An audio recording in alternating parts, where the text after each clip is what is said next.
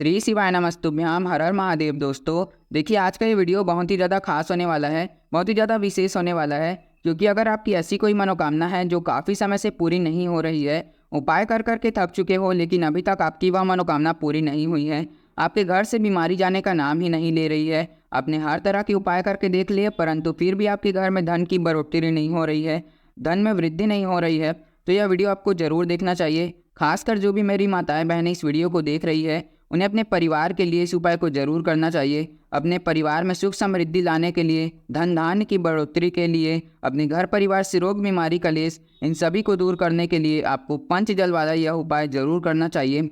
देखिए, ये उपाय केवल कार्तिक मास में ही किया जाता है, तो इस उपाय को आपको बिल्कुल भी चूकना नहीं है।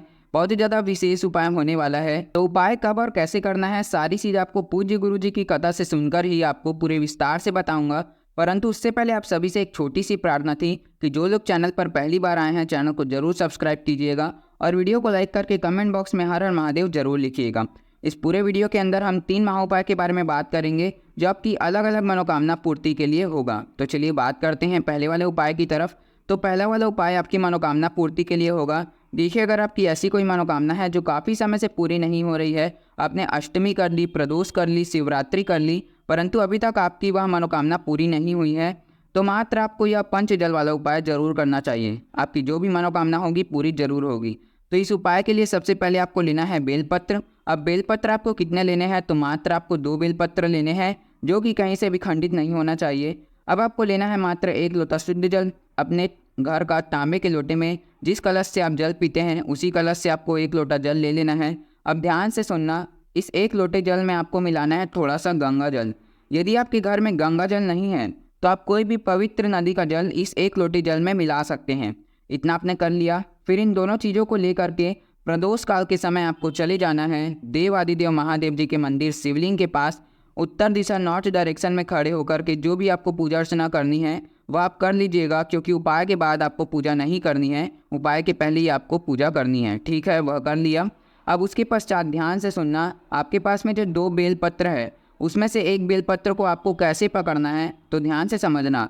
बेलपत्र की ऊपर वाली जो एक पत्ती होती है और नीचे वाली 2 पत्ती होती है, तो उस नीचे वाले 2 पत्ती और ऊपर वाले 1 पत्ती के बीच में जो छोटा सा डंठल रहता है, तो वहाँ से आपको पकड़ना है। इस चीज़ का ध्यान रखना और पकड़ करके आपको शिवलिंग के जलाधारी पर इस तरीके से रखना है कि उसकी जो डंडी होगी वह जलाधारी से बाहर की तरफ होना चाहिए और उसकी पत्ती शिवलिंग की तरफ होना चाहिए। फिर दूसरे बेलपत्र को भी आपको इसी तरीके से पकड़ना है और उसको आपको शिवलिंग पर माता का जो कटी भाग होता है, यानी कि माता का जो हस्त कमल होता है जहाँ से शिवलिंग जुड़ा हुआ होता है, तो वहाँ पर आपको टच करा करके शिवलिंग के ठीक ऊपर इस तरीके से रखना है कि अगर आप नॉर्थ डायरेक्शन की तरफ मुंह करके खड़े हैं तो उस बेलपत्र की जो पत्ती होगी वह आपकी तरफ होगी और उसकी जो डंडी होगी वह आपकी विपरीत दिशा में होनी चाहिए।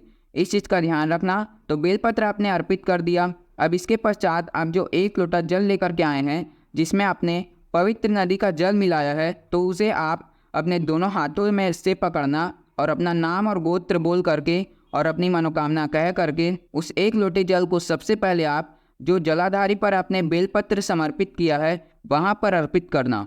तो कैसे करना है, तो ध्यान से सुनना। आपको एक बार थोड़ा सा जल अर्पित करना है, फिर ओम नमः शिवाय मंत्र का जाप करना है, फिर से दूसरी बार जल समर्पित करना है, फिर ओम नमः शिवाय मंत्र का जाप करना है। ऐसे ही करके आपको 5 बार वहाँ जल समर्पित करना है। फिर इसी लोटे वाले जल से आपको आपने जो शिवलिंग के ऊपर बेलपत्र रखा है वहाँ पर भी आपको 5 बार इसी तरीके से जल समर्पित करना है। जल समर्पित करने के बाद अपना आप दाहिना हाथ उस शिवलिंग के ऊपर रखे हुए बेलपत्र के ऊपर रखना। बस इतना आपको करके अपने घर की तरफ वापस आ जाना है। वापस आते समय आपको बस एक बार पलट करके शिवलिंग को मुस्कुरा करके देख लेना है। बस इतना ही करने भर से मेरा बाबा आपकी झोली भर देगा, आपकी जो भी मनोकामना होगी वह पूरी जरूर करेगा। इस उपाय को करने के बाद वह आपकी जरूर सुनेगा। इतना अद्भुत और अचूक उपाय है। तो इस उपाय को करना कब है, तो पूज्य गुरुजी ने इस उपाय को कार्तिक मास के किसी भी विशेष तिथि में करने के लिए कहा है। चाहे तो आप कार्तिक मास के सोमवार को कर सकते हैं, कार्तिक मास के एकादशी को कर सकते हैं, कार्तिक मास के प्रदोष को कर सकते हैं, या और अगर यह भी आपसे छूट गया तो कार्तिक मास की शिवरात्रि के दिन इस उपाय को आपको बिल्कुल भी भूलना नहीं है, क्योंकि कार्तिक मास की शिवरात्रि भगवान भोलेनाथ को सबसे बड़ा दिन होता है। तो इस दिन आपको यह उपाय जरूर करना चाहिए। आपकी जो भी मनोकामना होगी वह पूरी जरूर होगी। अब बात कर लेते हैं दूसरे वाले उपाय की तरफ। तो यह वाला उपाय किन लोगों को करना है? तो अगर आपके घर में धन की कमी है, संपदा की कमी है, या फिर आपका जो व्यापार है अच्छे से नहीं चल रहा है, इसके वजह से आपके घर में धन नहीं आ रहा है, या फिर आपने किसी का कर्जा लिया था, लोन लिया था जिसका चुकता आप नहीं कर पा रही हैं, तो आपको यह उपाय ज़रूर करना चाहिए। आपके घर में धन को बढ़ाने के लिए, संपदा को बढ़ाने के लिए आपको यह उपाय ज़रूर करना चाहिए। पूज्य गुरुजी ने बड़े ही जोर करके बताया था कि यह कार्तिक मास का बहुत ही ज़्यादा विशेष और अद्भुत उपाय है, तो इसे आपको बिल्कुल भी नहीं छोड़ना है। इस उपाय को करने के लिए गुरुजी ने 4 विशेष तिथियाँ बताई है। या तो आप कार्तिक मास के सोमवार को कर सकते हैं, या आप एकादशी को कर सकते हैं, या आप प्रदोष को कर सकते हैं, या फिर आप कार्तिक मास के शिवरात्रि को भी कर सकते हैं। तो इस उपाय के लिए सबसे पहले आपको लेना है 5 बेलपत्र, जो कि कहीं से भी खंडित नहीं होना चाहिए। इसी के साथ आपको लेना है 1 लोटा शुद्ध जल, तांबे के लोटे में अपने घर का। इसके बाद आपको 1 चुटकी पीला चंदन लेना है। ध्यान रखना, इस उपाय में आपको केवल पीला चंदन का ही इस्तेमाल करना है। फिर इसके बाद आपको लेना है 1 चुटकी घी। अब यह घी कौन सा लोगे? तो आपको गौ माता का ही घी लेना है। तो यह 4 चीज़ आपने ले लिया। इसके बाद आपने जो 5 बेलपत्र लिया है, उन 5 बेलपत्र में से 4 बेलपत्र को एक तरफ रखना और 1 बेलपत्र को दूसरी तरफ रखना। फिर उन 4 बेलपत्र पर आपको पीला चंदन लगाना है। कैसे लगाओगे? तो बेलपत्र की तीनों पत्तियों पर आपको उस पीले चंदन को लगा देना है। इसके बाद उस 1 बेलपत्र पर आपको घी लगाना है, तीनों पत्तियों पर। अब इसके बाद जिस दिन भी आप यह उपाय कर रहे हो, उस दिन सुबह के समय आप एक कांच का कटोरा लेना और इसमें बेलपत्र को कैसे रखना है? तो सबसे पहले इसमें 2 बेलपत्र रखना, जो आप पीला चंदन वाला, फिर इसके ऊपर रखना घी वाला बेलपत्र, फिर उसके ऊपर रखना 2 पीला चंदन वाला बेलपत्र। तो इस तरीके से आपको रख देना है। अब इस कटोरे को ले जा करके आप अपने घर के मंदिर में रख देना और इसी के सम्मुख में लगा देना आप एक गाय के घी का गोल बाती वाला दीपक। इतना आपने कर लिया। उसके बाद जब शाम का समय आएगा, यानी कि प्रदोष काल के समय, आपको उन 5 बेलपत्रों को वहाँ से उठाना है। साथ ही 1 लोटा शुद्ध जल लेकर के चले जाना है आपको देव आदिदेव महादेव जी के मंदिर, उत्तर दिशा नॉर्थ डायरेक्शन की तरफ अपना मुंह करके जो भी आपको पूजा अर्चना करनी है वह कर लेना। उसके बाद सबसे पहले आपको 1 लोटा शुद्ध जल भगवान शिवलिंग के ऊपर समर्पित करना है। कौन से महादेव के नाम से? कुंडकेश्वर महादेव के नाम से सबसे पहले आपको जल समर्पित कर देना है।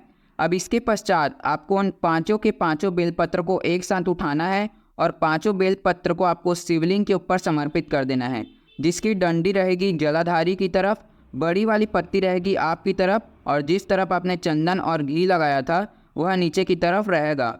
इसके बाद आपको आपकी जो भी समस्या है धन संपदा से संबंधित, इसकी कामना आपको कुंडकेश्वर महादेव के नाम से कर लेना है और बस इतना ही करके आपको वापस आ जाना है।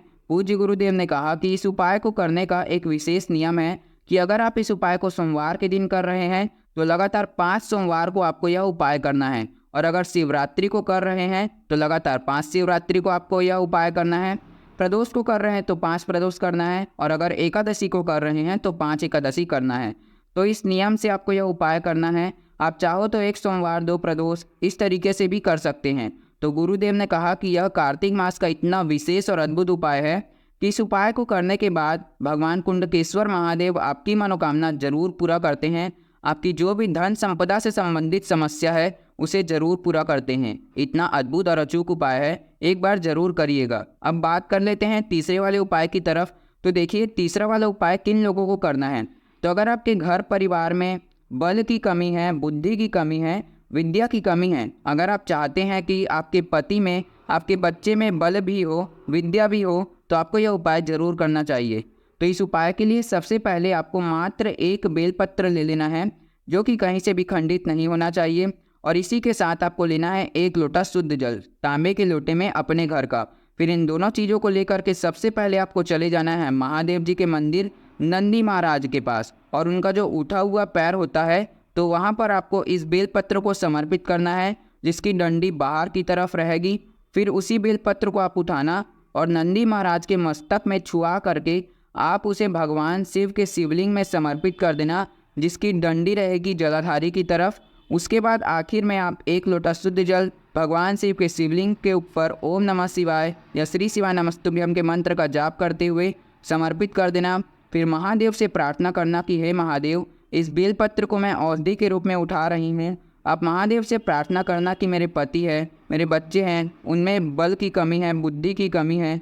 तो ऐसी कामना करके आपको उस बेलपत्र को उठाना है और कहना है कि उनमें बल भी हो, विद्या भी हो, बुद्धि भी हो, उन सब में विवेक हो। ऐसे करके आपको उठाना है और उठा करके जिस भी व्यक्ति के लिए आप यह उपाय कर रहे हैं उस व्यक्ति को खिला देना है। पूज्य गुरु जी ने कहा कि अगर कोई भी व्यक्ति हफ्ते में एक दिन भी इस उपाय को कर लेता है ना, तो जिस प्रकार से नंदी महाराज में बल होता है वैसा ही बल आपके पति में, आपके बच्चे में भी आ जाएगा और उनकी बुद्धि में भी बढ़ने लगेगी। पूज्य गुरु जी का इतना अद्भुत और अचूक उपाय है, एक बार जरूर कीजिएगा। गुरु जी ने कहा कि इस उपाय को करने का कोई विशेष तिथि नहीं है, आप कार्तिक मास के किसी भी दिन इस वाले उपाय को कर सकते हैं, तो एक बार जरूर कीजिएगा। तो पूज्य गुरु जी ने जैसा अपनी कथा में बताया वैसा ही आसान भाषा में आपको समझाने का संपूर्ण प्रयास किया। अगर वीडियो पसंद आया हो तो इस वीडियो को एक लाइक करना और चैनल को सब्सक्राइब करना। हम मिलते हैं किसी और नई जानकारी के साथ, तब तक के लिए ओम नमः शिवाय, जय महाकाल।